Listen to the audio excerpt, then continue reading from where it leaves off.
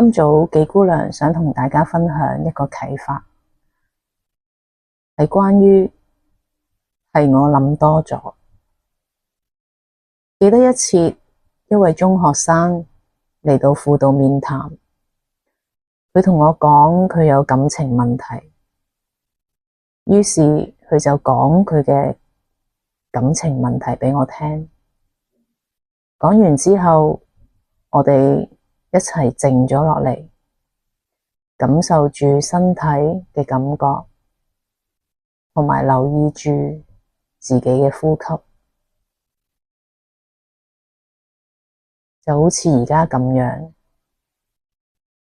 跟住我再問佢，而家呢一刻你仲有冇問題？佢答我，係我諗多咗。唔知大家會唔會都有呢個發現？祝福大家。